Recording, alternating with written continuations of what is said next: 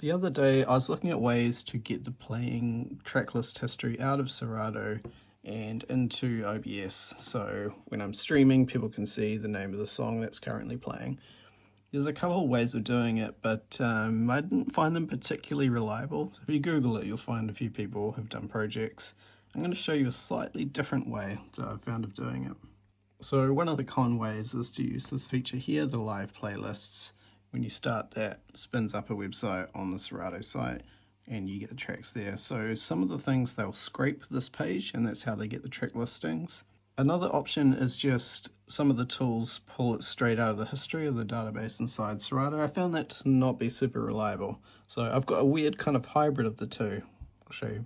So what I've ended up doing is using this feature here, and instead of the data going off to the Serato website, building up the page, I'm capturing it in the middle and then writing it to a text file. So I'll show you how that works. So when you do this, you load up a track, you play it, it sends a request to Serato. It looks like this, just gobbledygook. So this gobbledygook data is actually just compressed data, it's zlib compressed. So using CyberChef's magic, it just kind of figures out what something might be, and it's gone, oh, it's a zlib, and you can kind of see the start of some XML here in plain text.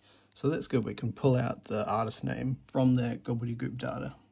So I got ChatGPT actually to write this Python script that does just that. So what it does is it spins up a web server that listens for requests on the same path, and then it inflates that zlib data, the gobbledygook data, does a little bit of, pulls out the start of the message is in XML, so it just finds the start of the XML.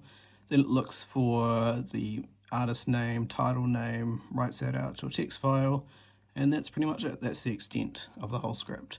So a lot of the other solutions here, like really big applications, this is 105 lines of ChatGPT code. So running it looks like this. Just run in Python. Yeah, it starts web server. Now if I go into Serato, play something,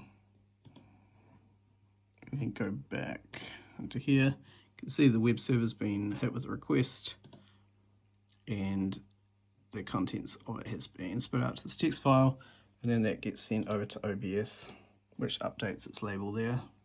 Boom.